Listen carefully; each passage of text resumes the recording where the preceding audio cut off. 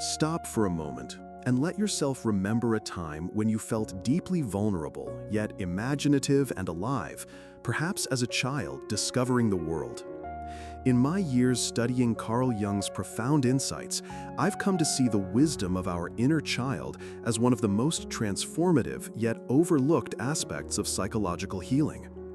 If you've ever felt fragmented or confused about your true self, Jung teaches us that understanding the voice of this inner child is essential because it holds the raw emotional truths and creative impulses often buried beneath our adult defenses. Jung observed through his clinical work that many adult psychological struggles stem from neglected or wounded parts of this child within. This isn't just poetic metaphor, but a psychological reality that we must face to heal. Take a deep breath and allow yourself to feel the weight of this truth. Jung discovered the inner child encapsulates those primal feelings of joy, fear, abandonment, and wonder that shaped how we view ourselves and the world. Jung called this the complex of the child archetype, a collection of memories, feelings, and unconscious patterns that still speak to us, often in disguised ways. Jung documented patients who experienced dramatic shifts when they engaged sincerely with this emotional center. I remember a case where a middle-aged man plagued by insecurity finally uncovered childhood feelings of neglect he had suppressed for decades. Once that buried child was acknowledged, he began to integrate those emotions, breaking lifelong cycles of self-sabotage. The wisdom of the inner child reveals to us what our conscious minds often refuse to acknowledge because it's raw and vulnerable, but at the same time, it's deeply authentic. It's the source of creativity, spontaneity, and our most fundamental needs for love and security. Jung taught that this inner child dialogue is key to individuation, the process of becoming whole. To really understand it, we have to listen to those feelings and images that arise spontaneously in dreams, play, or moments of emotional overwhelm, rather than dismissing them as irrational or childish. Put yourself in this situation. I'm about to describe how your unconscious react. Imagine feeling overwhelmed by adult responsibilities, suddenly triggered by a seemingly simple reminder, like a childhood toy or forgotten song. Jung discovered that these triggers awaken the inner child and can spark profound insight if we allow them. Space for this dialogue is essential, and Jung developed practical methods such as active imagination, a technique where you consciously engage with the symbols and voices arising from within to foster communication between the adult self and the inner child. In practice, this looks like sitting quietly and inviting the child part of yourself to speak or appear. You might imagine a conversation, asking what it needs or fears. This process can feel strange or uncomfortable initially because it requires confronting vulnerabilities we have long avoided. But Jung believed in the human capacity for healing when given the right tools.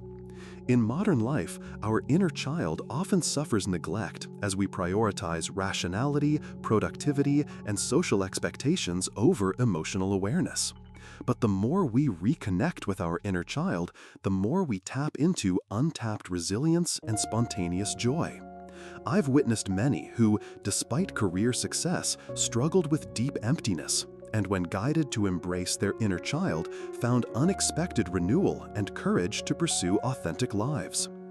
Jung's vision was never about denying the reality of adult challenges, but about embracing all parts of the self, including the wounded child, so we can transform pain into wisdom.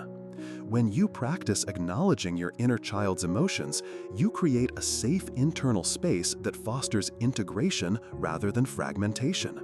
Some steps I recommend are journaling as if you were speaking to your child's self, noting recurring dreams or feelings related to childhood, and practicing active imagination by visualizing or dialoguing with this inner figure. Remember, as Jung pointed out, the inner child is not a sign of weakness, but a profound source of vitality and creativity. It's an invitation to heal those early wounds that still echo in your psyche and awaken potentials that you didn't know you had. The promise is profound growth and ultimately greater wholeness. Jung wanted us to remember that no one becomes whole by ignoring their darkness, but by embracing it fully and compassionately. So as you move forward in understanding your inner child's wisdom, I encourage you to be gentle, persistent, and curious. Because this work opens a door to a deeper relationship with yourself and others that modern life rarely teaches, but deeply needs.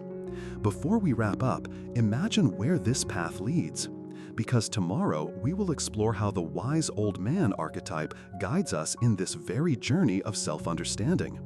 Jung's insights into this archetype reveal how the wisdom of age and experience complements the raw truth of the inner child. It's a next essential step for anyone serious about their psychological development. If you found value here, please like, comment your experiences with inner child work, and subscribe so you don't miss what we discover tomorrow. It's a continuation you will not want to skip, and it builds directly on what we've discussed today.